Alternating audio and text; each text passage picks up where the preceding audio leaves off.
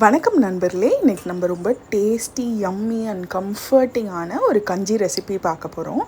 தேங்காய் பால் சேர்த்து பூண்டு கஞ்சியும் வரமல்லி துவையல் இது ரெண்டும் எப்படி செய்கிறதுன்னு பார்க்கலாமா?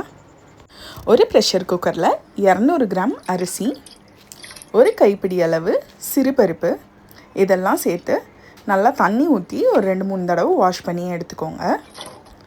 இப்போ அது கூட ஒரு 10 பல் பூண்டு, அரிசி மூங்குற அளவுக்கு தண்ணியும் ஆட் பண்ணிக்கோங்க. 1/2 டீஸ்பூன் சீரகம் ஆட் பண்ணுறோம். ஒரு 1/4 டீஸ்பூன் வெந்தயம் ஆட் பண்ணிக்கிறோம். அது கூட தேவையான அளவு கல்லுப்பு, ஒரு 5 விசிலுக்கு ப்ரெஷர் குக் பண்ணி எடுத்துக்கோங்க. இதெல்லாம் சேர்ந்து நல்லா குழைய வேகணும். அரை மூடி தேங்காய் எடுத்துருக்கோம். ஒரு 500 ml தேங்காய் பாலும் எடுத்து வச்சுருக்கோம். இப்போ ப்ரெஷர் எல்லாம் நல்லா ரிலீஸ் ஆனதுக்கப்புறம் குக்கரை ஓப்பன் பண்ணிக்கலாம். நல்லா பருப்பும் அரிசியும் வெந்து வந்துருச்சு. இதை நல்லா மசிச்சு எடுத்துக்கோங்க. நீங்கள் கரண்டி வச்சு நல்லா அப்படியே கொஞ்சம் ஃபோர்ஸ் கொடுத்து மசிச்சிங்கனாலே நல்லா கொலைய மசிஞ்சிரும். பாருங்கள், இந்த அளவுக்கு மசிஞ்சிருச்சு. இது கூட நம்ம எடுத்து வச்சுருக்க தேங்காய் பால் ஆட் பண்ணிக்கலாம்.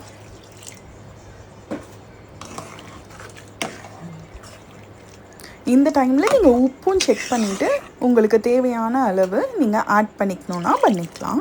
நம்மளோட தேங்காய் பால் பூண்டு கஞ்சி அட்டகாசமாக ரெடி ஆயிடுச்சு. நெக்ஸ்ட்டு வரமல்லி துவையல் எப்படி பண்ணுறதுன்னு பார்க்கலாம்.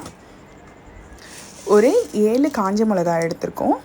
ஒரு காஷ்மீரி சில்லி, ஒரு 2 டேபிள் ஸ்பூன் தனியா எல்லாம் சேர்த்து நல்லா வாசனை வர அளவுக்கு வறுத்து எடுத்துக்கோங்க.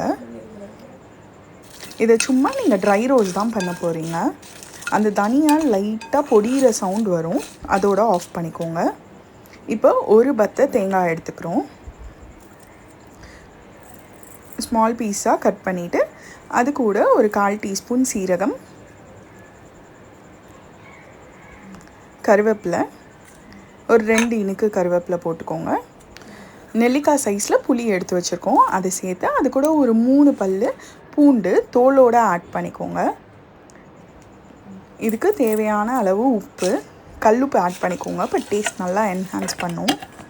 வறுத்து ஆற வச்சுருக்கதையும் அது கூட சேர்த்து ஃபஸ்ட்டு நல்லா துருவிட்டு அப்புறம் தேவையான தண்ணி ஊற்றி இந்த கன்சிஸ்டன்சியில் துவையல் மாதிரி அரைச்சி எடுத்துக்கோங்க.